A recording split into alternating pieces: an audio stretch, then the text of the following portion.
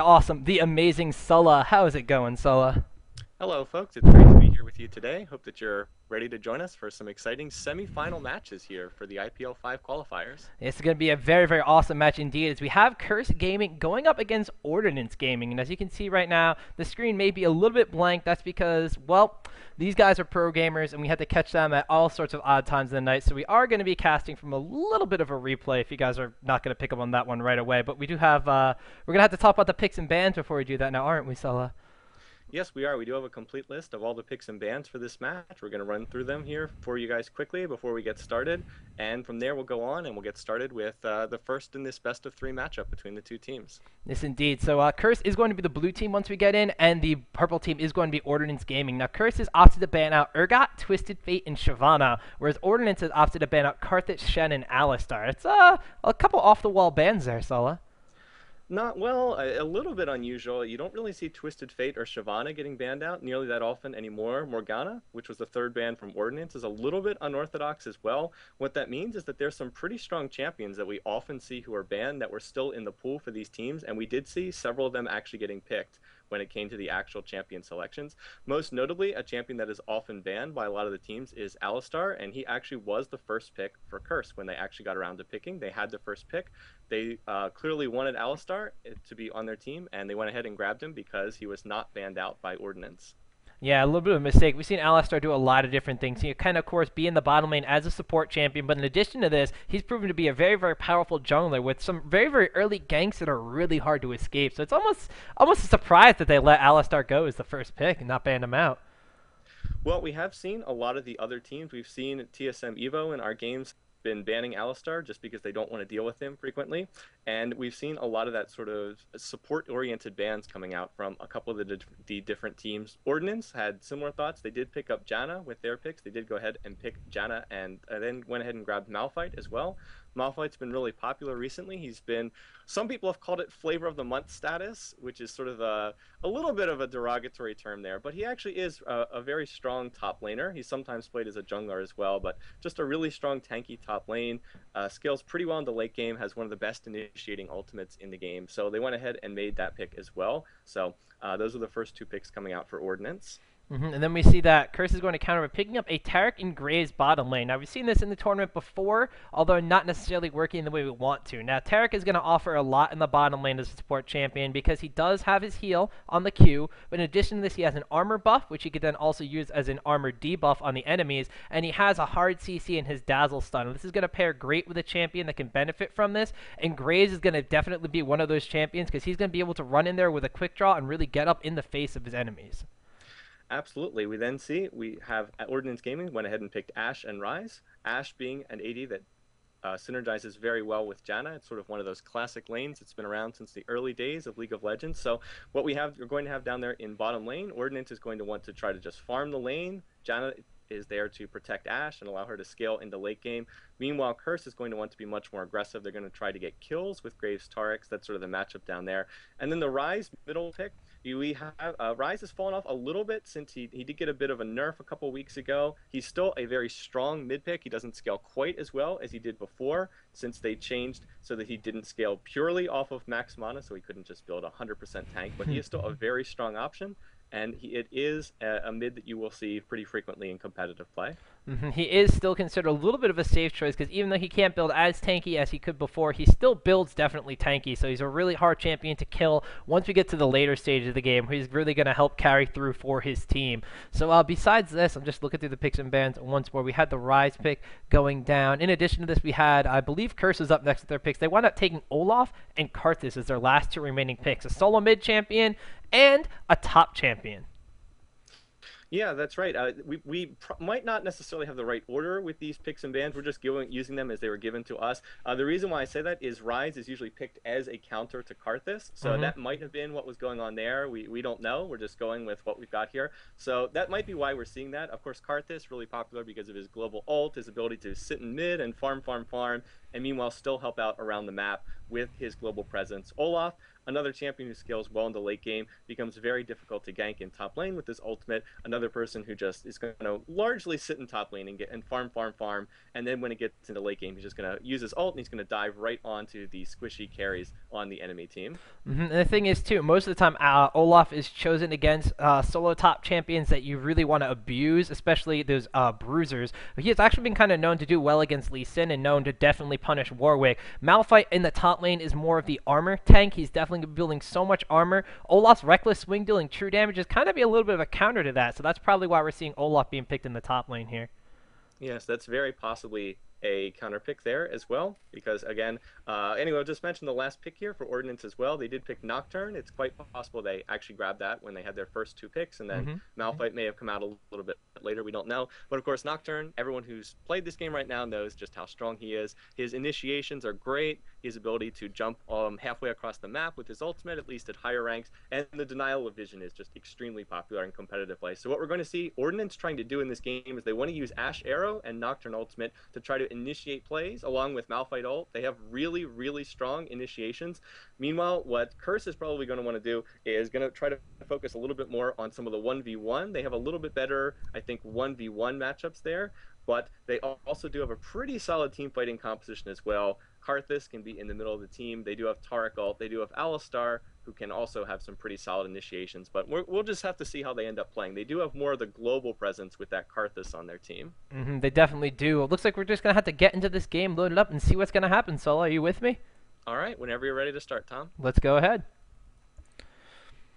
Ladies and gentlemen, we are going to be loading up game number 1 between Curse Gaming and Ordinance-Gaming. If you are joining us, of course, just now, we are going to be casting from replays because unlike us, most of these professional gaming guys have some very, very weird schedules, whereas Sulla and I have to sleep and go to work and live a drone's kind of life. So we are going to be getting into game number 1. We do have Curse Gaming is the blue team, whereas Ordinance-Gaming is going to be the purple squad. And we actually just loaded directly into the game right now. I am live, according to mine, at about 5 seconds into the game, Sulla.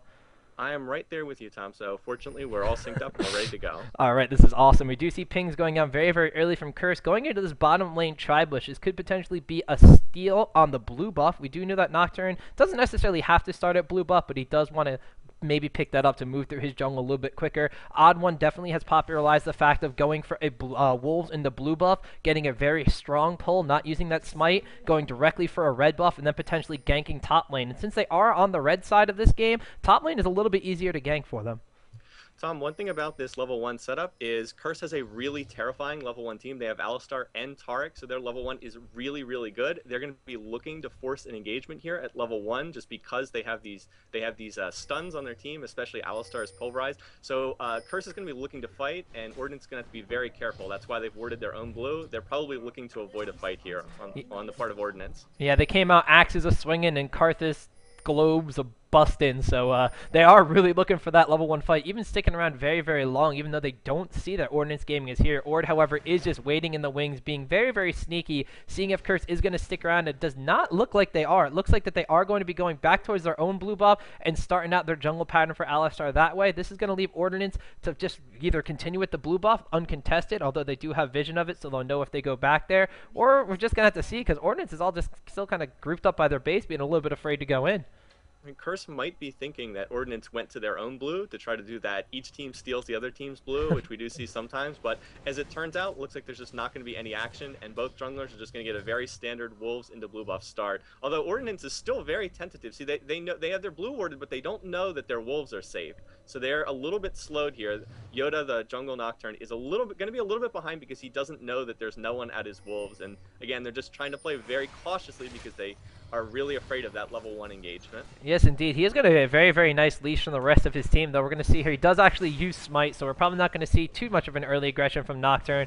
He does take down his blue buff, but Alistar taking his blue buff down now already has the Wolves, so he has hit level 2. Nocturne, though, not doing a bad job catching up with level 2. So even though they got off to a little bit of a slow start, the jungle seemed pretty standard for both sides. We have Ryze and Karthus just dancing around the mid lane here. Bottom lane of Ashe and Janna going head-to-head with Cops, Grays, and Elements, Taric. And then top lane, Malphite a little bit slow to get up there. Olaf is almost level 2, whereas Malphite has not gotten a single experience. Yeah.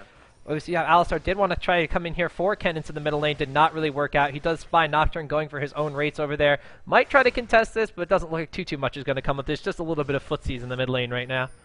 St. Vicious was looking to come around. He was trying to get that level 2 gank on Kennance, the Rise player in mid. Wasn't quite able to do it. He was spotted by Yoda, the jungle Nocturne player. So ended up wasting a little bit of his time. They're pinging the red buff here on Ordinance. So we'll see if there ends up being a fight for this. Yeah, they do know that Nocturne was going to be in that area of his jungle because they spotted him at race. Nocturne's actually going to have to fall back because Westrice has done a really good job of like kind of pushing Malphite out of the lane here. Brax is going to come here and meet with an Avastar Pulverize. Fear goes off on Westrice though. Rise is going to come in from the middle lane. Pops a cleanse. That's a very good idea there. Rise is going to get very low, but it will be first blood for Ordinance. Malphite is going to take that down. Nijacky's caught all by himself. Ken is going the long way around everything, and we'll come back around to pick up the kill on Nijacky. I'm sorry, Carthus, you don't have ult yet, so Rise is going to get away, and St. Vicious is going to be running for his life as well, trying to run back up towards the top lane. Nocturne is not going to follow. He's going to be content taking his red buff, and a little bit of a fail invade there for Curse. It was a completely failed invade. That just went disastrously wrong. They're trying to play. Curse is trying to play really aggressive. St. Vicious is trying to do that counter jungling thing. The only problem is Alistar's not really that good at counter jungling. He is not really that great at 1v1. He's more about ganking the lanes and trying to get a kill along with whoever's laning in there. The sort of the standard Alistar play on blue side of the map is grab blue buff and then gank top lane or gank mid at level 2. So he's really stronger at that than sort of 1v1ing in the jungle. And right there, it was a case where Ordinance-Gaming saw that they were being invaded. They were able to force a 3v3, and they just came out ahead in that particular fight. In particular, Westrice, he got very low on Olaf, and again, because he had Ghost instead of Flash, he could have flashed to safety, but he only had Ghost, so was not able to make it out of there. And so first blood and a second kill both going over to Ordinance, and they have to be extremely happy with how this game has started out. Oh yeah, definitely. And now the experience advantage that Olaf had on top lane has really gone in favor of Malphite, as he is a little bit up in experience. He has up in gold because of that kill, so he's going to be feeling pretty good about himself despite, off to a little bit of a slow start from the jungle there. St. Vicious not done yet, is still on the prowl with Alistar. We talked about in the Champions Select how powerful his ganks are early, and Tarek down here has been doing a really good job of gaining bush control, so potentially not seeing Alistar coming in for a bush gank, but they do have it warded, so now they know exactly what is up. We could just see Ordinance-Gaming here being very, very passive and just farming up against the tower. It looks like Nocturne's going for a gank in top, but Westrice is going to be recalling back, it looks like. Or his spider sense is tingling. He knows that something's going on. He does. He is going to pop an axe into the bush and find that Yoda is there waiting in the wings. He is going to get a fear down. Westrice, he could fall down. Yoda does have that red buff. And, one hit away. Yoda's going to take some tower shots, but not going for the kill. Brax is playing just a little bit too far back, so no kill there on Westrice, although they do effectively now force him out of the lane, which is just going to let Malphite continue to farm up and be a little bit more ahead of him in this lane. Still, that's not too bad for Olaf. The minion wave was pushed to the tower, so he was looking probably to go back anyway. The fact that he's able to dodge that, even when he has no summoners up, he did not have flash or ignite up. Pretty good play from Westrice there, being able to escape. Yoda maybe could have gotten a kill, but he certainly would have died in order to get that kill because his own flash was also down from that last fight. So probably not worth it to dive, and he just ended up not being successful on that gank. It happens sometimes. Yeah, so not too much going in the top lane, although, like we said, Malphite and Nocturne did a little bit of a victory there, but Westrice is able to get away and be A-okay. Meanwhile, in the middle lane, we have a little bit of an item advantage for Rise. He did get that early kill and was able to stick around the mid lane to farm up onto his own tier of the Goddess. Nijacky, with that Sapphire Crystal after his first set, is probably going to go back and pick up his own right now. So Rise, a couple stacks on his tier of the Goddess. No, actually, Carthus is going to go back and pick up a Ruby Crystal, so he's going for a faster Catalyst, whereas Rise going to be able to spam a lot of spells with that tier of the Goddess and farm up his mana for late game. The Rod of Ages first is pretty much the standard Karthus build. You need that extra health because he has to get up close. He has to be in melee range to do his damage. Right now in mid, Nijacky, even though he did die and Rise got ahead of him there, he's actually out farming, which is a pretty big deal. We actually look like we're going to have ganks in top lane and bottom lane right now, so let's keep an eye on both of them, Alistar and Rise. Yeah, I do see Rise kind of creeping down here by the Tri-Bush. It is not warded, so Curse does not know what's going on up here. Meanwhile, in top lane, there's no wards up there either, so Brax does not know that Alistar is waiting. And a bush gank coming from Yoda. Looks like bottom lane is going to be the first one to have any action up here. We do see that all four are going to be going down. Elements and Cop going to try to get out of there. Elements gets tagged with all the crowd control, though, and eventually will fall to Robert Lee there as he's going to pick up the the kill. Meanwhile, on top lane, Alistar is still waiting in that bush. Brax is not going to budge from tower. St. Vicious, it looked like he wanted to go in for a tower dive, but he's just going to give up and walk away. Unfortunately, because they do know now that 2 are top lane, Ordinance is going to counteract by taking this dragon 4 members to 1 on the bottom lane there from Curse. So it's pretty much a free dragon for Ordinance. They dodge a top gank and wind up picking up a kill too. That's just about ideal for Ordinance. They not only get the kill that they set up that 4-man gank really nicely in bottom lane. They also see, they do see the jungle Alistar, they see St. Vicious in top lane, so that's an easy free dragon for them. There's no way that Curse can contest that. Ordinance is off to a great start, 3-0, they're ahead 2,000 global gold, they got that first dragon, gonna get this blue buff donated here. They're really playing quite well thus far, and if they can keep this going, they're in great shape to take the first game of this best of 3, but still very early on in the game, only at the 8-minute. Alistar is gonna come back to the top lane though after going back. Malphite has to pop the ultimate to get out of there. Brax is very low, Ignite will not tag the kill. There's a Karthus ultimate coming out. Looks like Westrice might have wanted to go for the kill, then remembered that Nijaki was playing Karthus on his team. Decided to turn around after 1 or 2 tower shots and secure the kill for his mid lane. So both mid lanes now with their blue buffs. Karthus, of course, with that ever-growing global presence of that ultimate, is going to be a little bit more scary than Ryze if he's just sitting in the middle lane. And we did see a little bit of that scary Karthus ult coming up in top, and it secured a kill for Curse. That right there, why Karthus is so highly prized here in this competitive play. The only good thing that's really happened for Curse thus far was the fact that Kennens, the Ryze player, has left mid a couple times. Nijaki, the Karthus player, has not left mid. He's just stayed there. He's just been farming the whole time, and that's why he is about 20 minion kills ahead. We did see, of course, Reginald playing that Karthus at both GESL and MLG to the tune of 300 CS within 30 minutes, so we know that Karthus is a very farm-oriented champion, capable of getting basically every single creep kill in the lane in addition to both Wraith camps. So we're going to see if Nijaki can do the same. He seems content to farm up 78 CS, and we're under 10 minutes into the game right now. So Karthus, of course, we talked about the global presence of his ultimate. Very, very farm suited for the middle lane. And Ryze, not necessarily going to be able to add the same kind of thing. If he's going to do anything for his team, he's just going to let Karthus free farm. And I think Nijaki's going to be A-okay with that. That's exactly the way that you do play Karthus. One thing that I do want to note is that bottom lane is basically dead even thus far. It's pretty much even in terms of minion kills, and that is really a plus for Optimus. Ooh, we are going to see, though, a Nocturne going onto the top lane here. Westrice is going to blow the ultimate, so we cannot get the fear down. Ignite and enough damage is going to come out, though. Brax is going to tag the kill with a little bit of a stone throat and Olaf. So even though he got really beefy and ran away with that ultimate, just still one little rock can spell travesty for a Viking, I guess.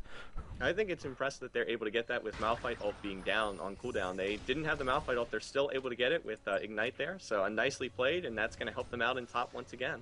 Yeah, once again, that top lane is going to be a little bit of a problem here for Curse, as Olaf is currently 0-2, and just taking a look at the farm, he's pretty much even in farm with Malphite. Malphite maybe has 1 or 2 CS more, but he is going to be able to come in here for the middle of a gank, and Nijaki, you know, that's the one time he maybe didn't want to be in the middle lane, when he's going to be getting clobbered by a Malphite ultimate from the top lane. And now that Olaf's been kind of forced back out of lane, Malphite pushed all the way to his tower, he does have the capability to roam around, and he is getting pretty beefy. 2-1-2. Bottom lane, meanwhile, we see Tarek is going to land a stun down on the Ashe. The smoke screen goes off, and now John is going to try to disrupt a little bit, but Ashe is taking a lot of damage from Cop on the bottom lane, but nothing too much is going to come of this. We do see Nocturne making a motion towards the bottom, as well as Ryze, as Olaf had to go all the way back top. Nijaki is currently dead, so even though this aggression is still going on the bottom lane, Cop now taking a lot of damage from the Janna and Ashe. Nocturne's going to be coming in. Janna getting extremely low spells. He is going to fall to Ignite. Cop actually flashing forward into death from that one. Now Ryze coming from behind. Yoda, not Nocturne, coming in from the lane. That is going to be 2 deaths for the price of 1. And even though the aggression from Cop and Elements looked like it was going to pay off, it really kind of backfired on him there, Sola. Well, that was all set up by Ordinance. They had Ryze coming down. He was ganking through the Tri-Brush. They had Nocturne coming down. They had that planned again as a 4-man attempt right there. So they really did set that up. They were expecting it. And they're looking really strong right now. They've got it out to about a 3,000 gold advantage right now. They're ahead in most lanes right now. Ryze has 3 kills in mid. Let's see, Malphite is... I guess Malphite is basically... We actually no, he's ahead. We actually had Alistar coming in for a gank. Blew the ultimate. Now Nijaki is going to flash under turret. He is actually going to fall and pick up a kill for Ryze there. Westrice is going to come in from behind, and it's Shakira kill. He took a lot of tower shot damage. Nijaki actually burning the ultimate and is not going to pick up the kill, so that's a little bit of a wasted Karthus ultimate, and a lot of aggression coming out from Curse, but they're really not net gaining too much there. Even though Westrice picked up a kill on Ryze, the tower killed Nijaki, and that's not the kind of trade you want to do when you're behind. No, well, actually, with them being behind, it works out okay because if you're behind and you're trading one for one, you usually come out a little bit ahead. The other thing is because Karthus scales so well in the late game, trading one for one is usually not a bad thing on Karthus. But still, I mean, it's not a great play by any means. Curse did have to use up Karthus ult for that. So, I mean, I guess it's basically even. I wouldn't say that there's a huge advantage to either side. Still, Ordinance is really just outplaying Curse right now. Basically, their teamwork has been better thus far. They've been setting up these 4-man ganks in bot, and that's really been the story of the game thus far. We are going to have Dragon being up again in about 1 to 2 minutes, so we will see if there's a team fight over that, or if Ordinance will just be able to claim it for free like they did the first time. I know it's going to be a little bit iffy for Curse to fight that one. They did burn a total of 4 summoner spells, I'm looking at it, trying to kill Rise at that tower, and they only traded 1 for 1 for it. So they are going to have to do something kind of miraculous in this next Dragon fight in order to really kind of keep themselves in this one, because Ordinance, like you said, with the coordination they have, is really starting to pull ahead at the beginning stages of this game. Ashe with her item build with a kill on Graze and a little bit of, actually about even on farm, but Ashe with the build order win with the BF Ordinance sword. is looking to set up a gank in bottom lane again. They have Ashe Arrow up, they have Nocturne ult up, they're looking to try to arrow somebody down there or something, but Saint Vicious is also down there, so it looks like it's going to end up not being anything. The one plus, and really the only plus right now for Curse, is that Karthus is farming, and he is really farming very, very hard. He has the most minion kills in the game. And again, as long as he can keep farming, even if he's dying, it's not really that big a deal. There goes that gank in the bottom that you were talking about. So Nocturne's going to come with the ultimate on the Elements after tagging with the Zephyr from Janna. It looks like he is, he's popping the ultimate. He is getting very low. Will actually fall. Cop, unfortunately, not being able to do all the damages necessary by himself. And now there's 3 members of Ordinance, like you said, setting up the gank, moving on towards Dragon. They just have really complete flow control over this game right now. Right there, yeah, just as we said, Ashe Arrow ended up hitting Taric right into Nocturne ult, and then they do that so that they can go ahead and claim this Dragon. So I mean, this is what you see from really top teams, that they set this up in advance. They're planning this. Oh, then we have an attempted steal on Dragon there by Graves with the ult. Does not quite get it, unfortunately. Ordinance-Gaming does take that, so that's going to put them up to about a 4,000 gold lead. But that's sort of why they picked the champions they did. They've got this this great initiation pair. They've got Malphite ult too. We've seen them use that in middle lane as well to score some kills. So if they can keep this up, then we'll see if they can just continue snowballing this game. But they're really in great shape, and they're looking quite good. Again, like I said, really the only thing that Curse has to hold their hat on right now is just that Nijacky's farming extremely well, and he is going to be super scary the longer this game goes on. But if they can just keep pulling off these 3- and 4-man ganks, then their Ordinance is going to be sitting pretty. The thing is, though, Nijacky, even though he has the most CS in the game, does not have the kills that the members of Ordinance-Gaming do, so he's actually still behind in gold to Rise in the mid lane by about 600 gold, and he's definitely behind that Ashe on the bottom lane by another 200 or 300, so he is the most farmed member in the game right now. Unfortunately, he does not have the most gold, so it's a win for Curse because he is going to be farming up, like you said, he is going to be a little bit of an AP hyper carry. This gank here in the mid lane, if it goes in favor for Nijacky, could really start spiraling in the favor Curse really needs, but it looks like Rise is going to be able to get out of there just a-okay. He doesn't even have level 2 boots right now, but did go for a Rod of Ages after the Tear of the Goddess, so he is a little bit tankier than he might want to be at the beginning stage of the game. It is about 15 minutes. He's had that Rod of Ages for a couple ticks right now. It's 18 health and 18 mana and 20 health on that right now, so relatively new item, but still giving him the tankiness he needs to survive through that Alistar and Karthus ganks. Karthus is going to go back and probably pick up his own Rod of Ages right now, but he does just not have the damage to fight champions right now. He is going to be able to farm himself up into a good place, as you've been saying, from that mid lane, but still, he's just not dealing the damage to champions right now, and Curse gonna have to play a little bit more passive than the aggressive style they've done early to really kind of keep themselves in this as they transition into like the late game. Yeah, Curse will definitely have to play less aggressively just because they are behind and fairly significantly behind for this early in the game right now. So they are going to have to pay attention to that, which again is not really their style. They like to play very aggressively. So we'll see if they're able to play against their style. Just a brief word about top. Both top laners did go back right now. They're both sitting on double gold per 10s. They really have just been farming that lane aside from when the jungler showed up. It's pretty even. Malphite slightly ahead, but not ahead hugely, just the global gold. And it looks like Nocturne's setting up for another gank mid with his ultimate, or somewhere. His ult is up, Ashe Arrow's up, so I'm assuming that they'll probably try to use the two of them together to get a kill like they've been doing the last couple times they've been up. This could be a little bit deadly for Karthus, as he is going to be pretty exposed in that mid lane. Although there's pings going down, St. Vicious does have an Oracle's Elixir, so he knows the ward to spot him in the bottom lane. It's actually kind of causes Nocturne to try to transition down there a little bit, so, you know, maybe potentially breaking up a gank from the middle lane. But you did mention that top lane. Malphite and Olaf a little bit even on the gold income, and Malphite maybe a little bit ahead. The item build, though, is really speaking kind of where, like, leaps and bounds of everything, as Malphite already has his Warden's Mail for his Randuin's Omen on top of a Glacial Shroud with his 2 GP10s, whereas Olaf really only has a Phage to his name, and even though Olaf's going to be dealing true damage to him, he does have to auto-attack in between those to keep the damage up, and if he's going to be slowed and not dealing a lot of auto-attack damage, that Malphite's going to be really, really hard for him to take down at any point in the game. Well, Malphite does scale off of how much armor you have, so Ooh, of course he's going to end up building. Sorry, go ahead. There's an Ashe that just barely missed Nijak. I saw it on the map. They are going to initiate on this anyway. Nocturne ultimate is not going to land the fear, though. It looks like they're not going to really care about that tower, though. They're just going to continue to go in. Cadence Rise is super, super tanky. And once again, not picking up the kill on a Curse member. They are going to flash for it, but then go back. Now, Nijak picking up a double kill with his ultimate. That's a misstep from Ordinance we did not expect after their early play. Oh, that is a huge mistake. We even saw the flash being burned there by Kenanta's Rise and not getting the kill.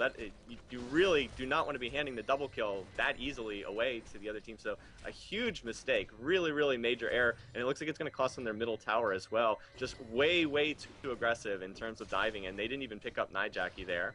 No, they did not. So a little bit of a misstep for Ordinance. It's not too bad, though, although instead of like the 4K gold lead they had before, they've currently cut down to about a 2K gold lead. Bottom lane, though, we are going to see that Elements are going to pick up a kill on Spellsy. So now Curse is, they're starting to kick themselves back into this game. Now it's about a 1.5K gold lead. Ashe did get away, but here comes St. Vicious. Hellbent goes down. Pulverize goes down. It looks like there was a ghost burn in that as well. Flash goes off from Ashe. Olaf is not going to get there in time to finish this one off, but still, now Curse is taking the fight to Ordinance-Gaming, and I just really don't know how that happened, Sulla. Well, it's quite a surprising reversal. I must say, I really wasn't expecting that either. Again, just an example of really aggressive play in mid, overly aggressive play in that case. Again, you want to be aggressive, you don't want to be too aggressive, as we always say. And then in bottom lane, a nice play by Cop and Elements, picking up 1 kill, and then the mid and jungle coming around, circling behind the tower, picking up the 2nd kill. It is a little surprising. Robert X. Lee is actually running Ghost Flash on Ashe. You do see that sometimes. It's a little unorthodox. So now we often see either the Cleanse or we see the Ignite oftentimes on the ADs. So he did pop the Ghost. It wasn't enough to get him out of that. Unfortunately, his arrow was down from the fight, so he wasn't able to escape from that, unfortunately. And with that sequence and getting bottom tower, this game's almost dead even. It's actually down to just a little bit under 1,000 gold advantage for Ordinance. So unfortunately for them, that early game lead they have has kind of gone up in smoke at this point in time. So they're still ahead. They're just not nearly ahead as they were before. And we'll have to see if they are able to snowball back out to a bigger lead again, or if Curse sort of continues their mini comeback here in this match. The thing is, Ordinance has excellent ward coverage, and they've been doing this all game to really gain a big map advantage. However, Curse has 2 towers down, where Ordinance has yet to push 1 from Curse. So I'm going to be really interested to see how the map control that Curse is regaining by pushing down lanes is really going to affect the overall plan that Ordinance has. In the bottom lane, we see that Curse, Elements, and Cop are just going to keep going down onto Robert Exley and Spellsy, getting a lot of burst damage on them with Graze, and actually Tarek not taking any damage, Graze not taking nearly as much as Ashe and Janna did. So now all of a sudden that bottom lane, Cop wound up going back, getting his Infinity Edge. Ashe has had her Infinity Edge before him, but she's just not necessarily doing as much as Cop has been doing right now. Cop's actually doing a little bit more damage than Ashe is at this point in time. This is going to be a really, really big dragon fight. Whoever gets this is going to be in the driver's seat. So, Tom, I'll turn it over to you for this All fight. right, we're going to get really, really excited for this one. Element's going to come in from the side. Ashe arrow goes down. It lands on St. Vicious. Ashe is going to get blown up right there as Westrace just pops the ultimate and goes down on top of her. Janna's going to be getting away, but Westrace is falling down. Malphite super, super tanky, getting so low. They are going to switch focus onto Rise and pick up a kill on him. There's a Janna falling from that chase from Westrace. Grades is going to pick up a kill on Nocturne. Malphite is going to fall to a Karthus ultimate. That is a 5-for-0, and they take down the entirety of Ordinance-Gaming. They take down this dragon, and now the map is all belong to Curse.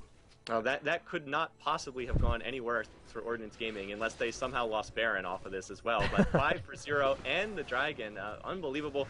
Again, Ashe getting bursted down immediately at the start of the fight. Ashe did no damage in that battle whatsoever. The other really key thing I saw, Nijaki and Karthus right into the middle of the team was just dealing so much damage with his Defile, his little aura, that his magical aura that surrounds him in the fights. Nobody really touched him in that fight. He was dealing massive, massive damage. St. Vicious got off a great pulverize, hit a whole bunch of the team as well, 2 or 3 people on the team. So just Curse, perfect fight for them, could not have gone any better. And now they actually have a commanding lead, 3,000 gold. Not, game not over by any means, but that is, again, a significant advantage back to their side.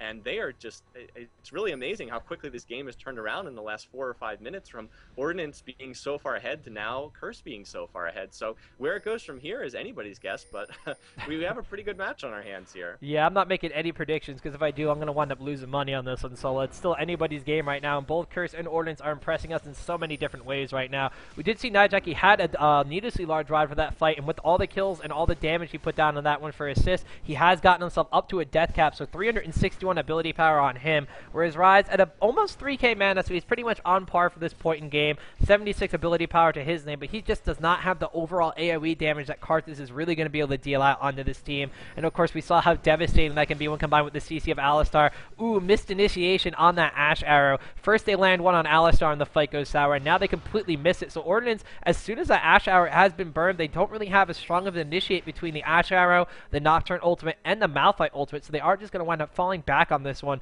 The 2 ultimates I did mention about being initiators right now are going to go at top lane to try to contest Olaf, just picking off yet another tower here. And it looks like Curse is going to give chase to this one, try to catch 2 or 3 members of Ordinance out of position. St. Vicious goes in with the headbutt pulverize on Malphite. Not the best target, but they are going to, even follow up with a stun, even though they're under tower right now. So just forcing Ordinance back and asserting their dominance that they've acquired randomly at this point in the game. Taking down a top tower right here and just really forcing Ordinance onto the back foot right now, as they are going to be ones in the defensive position at a tower, whereas Curse is being the aggressor right now, continuing to lay down the damage on the Rise right here. They are going to get a smoke screen off and just continue to poke, and this is very interesting here. We have Olaf and Graves throwing axes and throwing bullets in the way of Ordinance-Gaming here, whereas Karthus is continuing to lay waste on them, and really Ordinance can't really engage on this because they're too afraid of how much damage Karthus can do. They try to lunge in while they're on their tower. There's a Karthus wall waiting for them. There's a Alistar pulverize that can just pop everybody up into the air, and then of course you have Olaf, who's just not really going to care about the tower in the way and just continue to dive on Ash and Janna like he did last fight.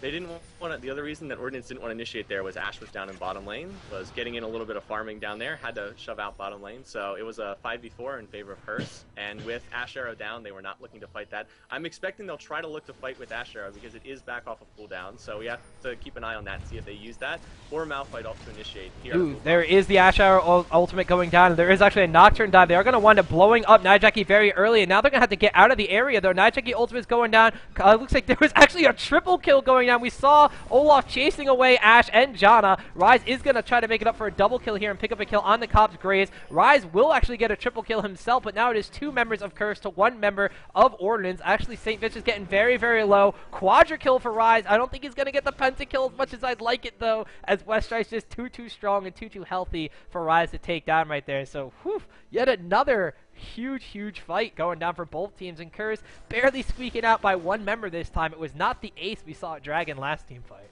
Westrice just walking out of there amid all the blood and carnage is the only survivor of that fight, as all other 9 champions in the game dying. It was a good initiation by Ordinance. They got the arrow on the Karthus. They killed Karthus immediately. That just the problem with Karthus is even when you kill him, he still deals so much damage. A lot of that fight was inside his defile. He got off the ult that gave him a triple kill. Kennens, the Rise player, had a really nice fight. Of course, got the quadra kill there, and everybody just dying left and right off of that. So that one was a pretty even fight. It's not a good sign for Ordinance, though, that even when they get a great initiation like that, they still end up losing the team fight. That's kind of a bad sign.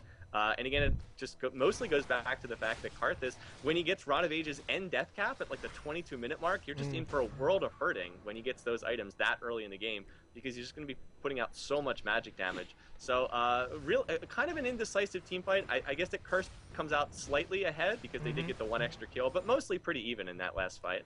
Yeah, and I think the one thing that really helped Curse out was the positioning. Even though Ordinance got a really good initiate, unfortunately they blew up Karthus first, and they blew him up in this little brush here over by blue. That caused the entire team of Ordinance to split between support and AD carry and the rest of the team. And unfortunately, when you have an Olaf on the enemy team, he's able to really go in against the support and the AD carry. So that just kind of spelt doom, because the main damage dealer was not in the fight and actually got blown up from a very well-timed Karthus ultimate as Olaf chased them away. So a little bit of positioning blunder, but it was a great initiation, and even though they did trade 4 for 5, Curse comes out a little bit ahead of this one. There's another fight. Ash Arrow does go off as Malphite gets tagged for the initiation first. He is going to go down on Graves right now. Jana has to pop the ultimate to reposition everybody, but look at Westrice continuing to lay down on Robert Lee. Even though he is very low, he will eventually die to that rise. St. Vitus now getting very low. Malphite comes in from behind and tags him for the kill. Now Cop is getting super low. Cardin's ultimate, he's still alive actually from the bush. We'll be picking up a double kill, but not before Rise can take down Graves. Now it's actually 3 members of Ordinance, super low. Look how low Nocturne is. He has 28 HP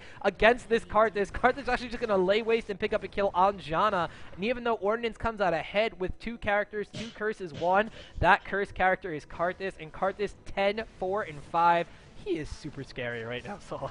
And Nijaki doing his best hard carry solo queue impression in this particular game. He is really strong. He got, what is it, 2 more kills in that particular fight. I think that was one fight where we saw Westrice, Olaf, the Olaf player, dive after the carries of Ordinance Gaming, and he wasn't quite able to kill them. Robert X. Lee was able to survive for most of that fight and was able to keep doing his damage on Ash. Nijaki did have some really nice walls that I saw there. It's hard to see everything that happened in that fight, but I did see they got off 2 really nice Karthus walls. He initiated the fight actually with Karthus wall. He split up Ordinance, and he got Malphite trapped on sort of the wrong side of the wall away from the rest of the team. But Ordinance actually fought that pretty well in that particular fight. Again, they're behind, so if they're going even in these fights, that means that they're catching up because they're getting more gold when they kill Curse, because Curse is ahead. Curse has more killing sprees. So it's about a little over a 3,000 gold difference, and these last 2 team fights have really kind of been indecisive. Just tons of kills on both sides. So here we go again with another dragon fight. Ooh, there goes the Shirelius from St. Vitus going and getting a nice pulverize on about half or more of the team of Ordinance. John ultimate goes off pretty early in this fight. Westrice getting exhausted, but he's just going to burn his ultimate and go through onto everybody. Karthus ultimate is going to get everyone down low, but not kill anybody. St. Vitus continuing to go down on Rise. Will actually fall right there as the rest of Curse is not really up with him. Nijaki's in the back of this fight the entire time, but Cop will still get that kill down on Nocturne. The rest of Ordinance is super low, but Robert Lee with a nice sniper shot over the wall is going to pick up a kill on Graves, but that's just going to let Nijaki just lay waste literally to Ash right there, picking up yet another kill.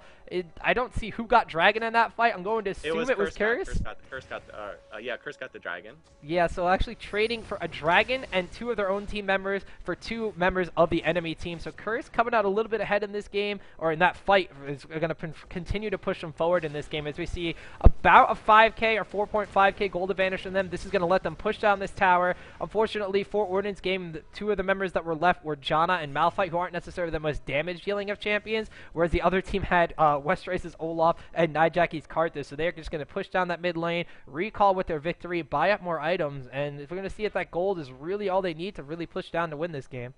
Yeah, Curse came out ahead in that. They actually didn't have Karthus there for the entire fight. It was basically a 5v4 in favor of Ordinance, but they did have Karthus ult, and then Nijaki kind of came in there when everyone was super low, and he picked off, I guess, another kill with the lay waste on Robert X. Lee's Ash. So with getting Dragon and cleaning up that tower in mid in the aftermath of that fight, 2 for 2 plus a Dragon plus a tower, Curse definitely comes out ahead, and now they have it up to a 5,000 gold lead, which is a decent lead. It's not enormous. It's less the fact that they're 5,000 gold ahead, and more the fact that Nijaki is really terrifying as Karthus right now. He does have the Void Staff. He has 534 AP, so it's less about just the total gold differential. It's sort of where that gold is, and with so much of it being on a hyper carry as far as AP goes, like Karthus. Yeah, definitely. He's about 13,000 gold, whereas the next member of Ordinance has about 11,000 gold. So he's 2,000 gold above the highest farm member on the enemy team. So that is pretty much the definition of hyper carry. Just, you said already, his ability power is through the roof. 534 on that. He has a Void Staff on top of this. So not only is he dealing that much more damage with the ability power, but he has so much magic penetration on his build right now. Sorcerer's Shoes and that Void Staff. Even if you look at the rest of the enemy team, or the Ordinance Gaming's team, Malphite is now building some magic resistance with about 3,000 health to his name. Ash is going to just melt almost instantaneously when Karthus looks at her because of how much health she does not have. Same thing with John on the team. Rise building a little bit tanky with almost 2.5, almost 3,000 HP to his name, but all that magic shred and all that magic penetration is going to do wonders for Karthus in these fights. But we should be fair to Ordinance Gaming. Their Rise player, Kenneth, he's really strong too. He is also by far the most farm member on his team. It's just he doesn't put out this sort of area of effect damage to in the same way that Karthus does.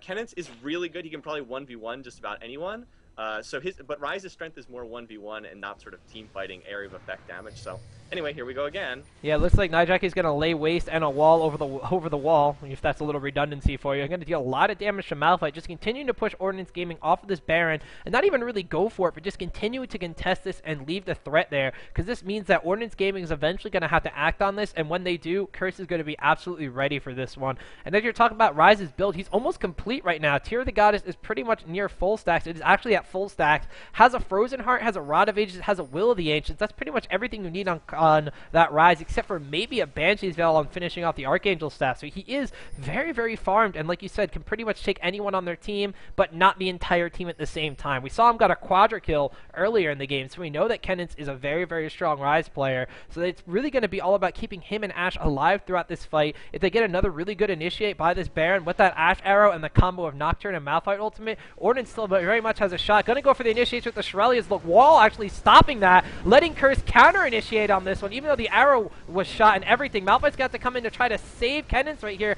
He is very low. They are going to be chased down by Westrice, who him and Cop are going to pick up a kill onto Robert X. Lee's Ashe. Karthus ultimate goes down to tag Ryze as he's running away. Cop's actually going to get himself a triple kill because of all of this. And then we see so much damage going out on the rest of Ordinance-Gaming. Janna, the only member left alive. One member from Curse did fall as Westrice did his job of Olaf, with just running at the enemy team and never giving up. And that is all they needed right there. A 4-for-1 trade. A Baron buff is taken by Curse.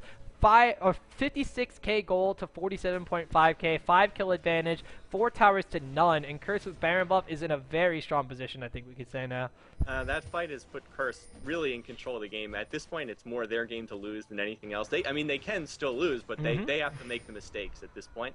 That fight, it looked like a good initiation for what's it called, Ordinance-Gaming. It looked like they got a good initiate. They did get that Ashe arrow that once again hit Karthus, but again, the Karthus wall just really destroyed them in that fight. It completely split them. It allowed them to counter-initiate, as Tom said.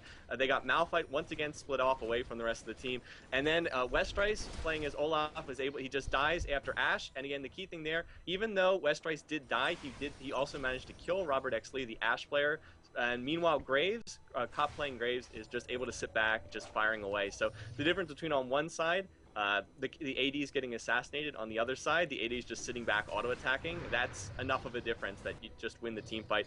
Malphite's trying to do that for Ordinance-Gaming, but he's just getting blown up too fast because he's got all this armor, and then he's dying to Karthus, who's dealing magic damage. Yeah, because he hasn't really. He's got the Abyssal, but he still doesn't have that much magic resist. They really do have quite the 1-2 punch. Their AD carry is super fine right now, going all the way through his build with Phantom Dancer, Infinity Edge, Last Whisper, and now the Quicksilver Sash, so they can't even really initiate on him as well as they want to. He is at a very, very fine point in this game. Ashe does not have the Last Whisper or the Quicksilver Sash yet, so Cop definitely leaps and bounds ahead of the enemy AD. And like you said right there, they're going to have to face the physical damage of Graves at this point in the game, which is enormous, or the magic damage of Karthus at this point in the game, which is enormous. So either way they go, they're not going to be able to really resist both of them. The only real route they have is to build a little tankier and build more health, but at this stage in the game they really can't, because they really can't even farm right now. Just ever so slowly slipping behind in gold. Now about 11k gold advantage for Curse. They're losing their towers left and right, and Ordinance does not still have a tower down to their name, so Curse is just continuing to push their advantage right here,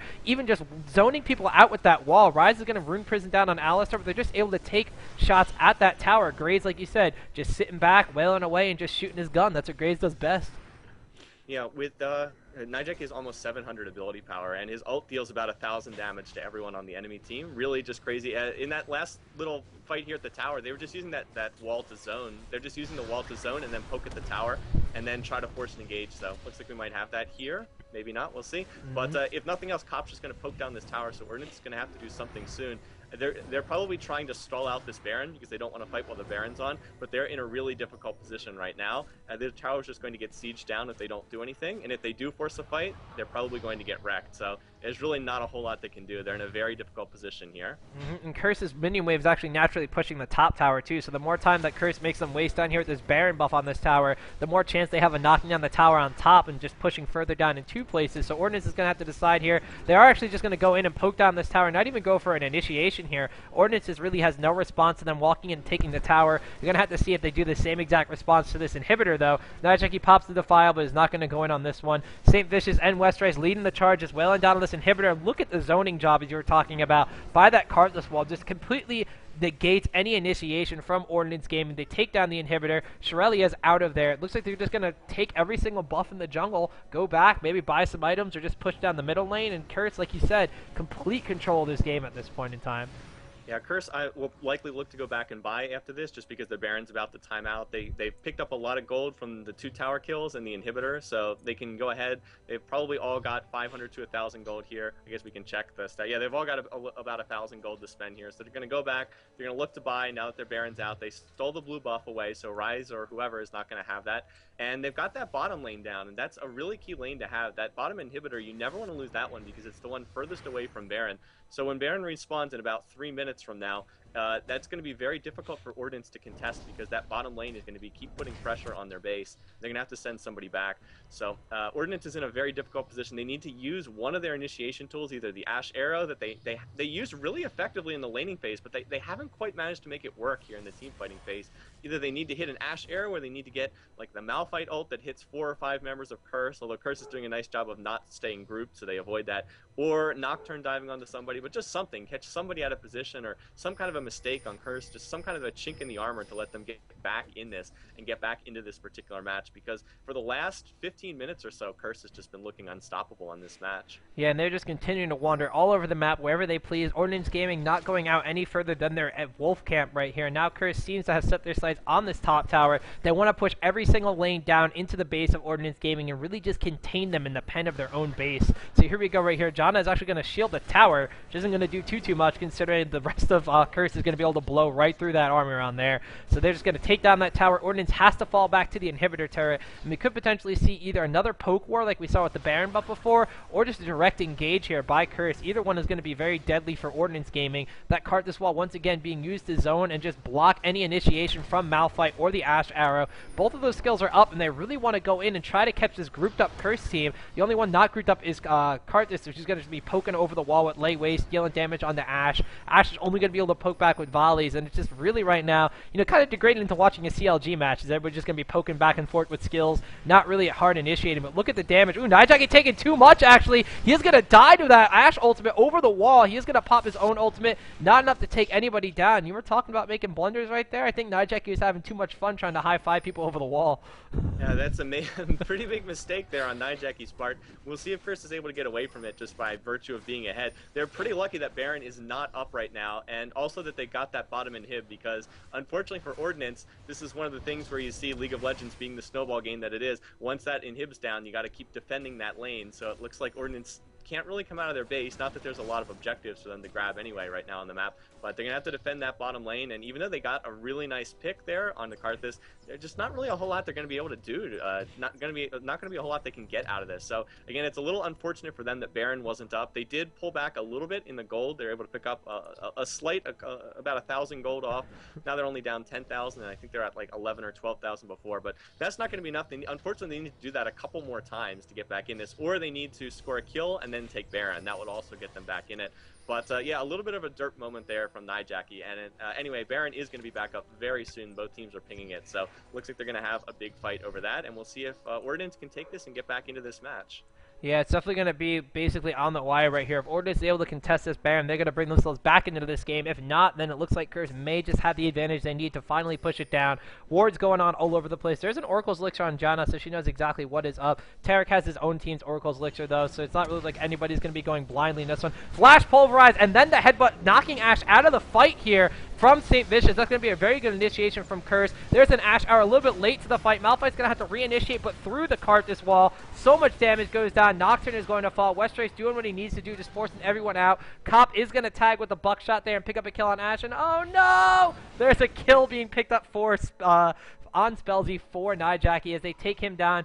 Malphite getting extremely low too, and that is just going to be another 3 for none in favor of Curse. Westrace got low but did not die in that fight. That is going to be a Baron. That is going to be a lot of dead members of Ordnance. That could potentially be the game here.